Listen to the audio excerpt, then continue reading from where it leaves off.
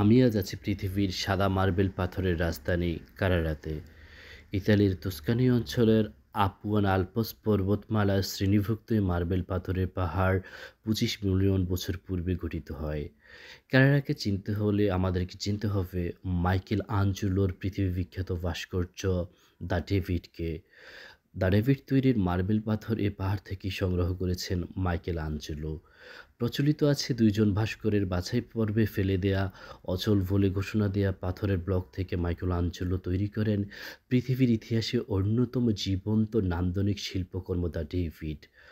শুধু মাইকেল আঞ্জেলো না, পুরো রোমান সাম্রাজ্যে পৃথিবীর যত জায়গায় স্থাপত্য নির্মাণ হয়েছে সেখানে ব্যবহৃত মার্বেল পাথর এই কারারা থেকে সংগৃহীত হয়েছে।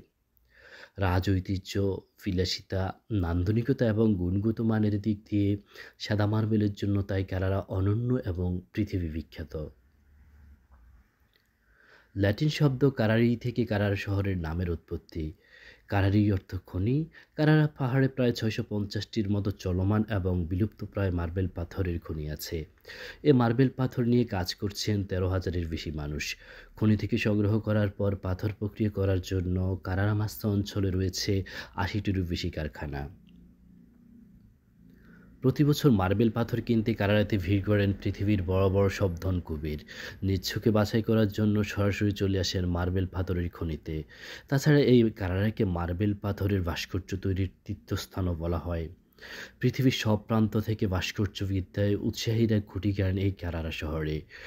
ছড়িয়ে ছিটিয়ে থাকা মার্বেল পাথর থেকে ভাস্কর্য তৈরির হাতেখড়ি হয় অনেক বিদ্যার্থীর। মনের মননকে খোদাই করে তোলা হয় শৈল্পিক কীর্তিতে। শিল্পমনের উৎকর্ষতা কখনো মাইকেল আঞ্জেলোর দ্য ডেভিডকে ছড়িয়ে যাবে কিনা তা এই কারারা খনিতে প্রাপ্ত কোনো মার্বেল পাথরই বলে দিবে সময়ে।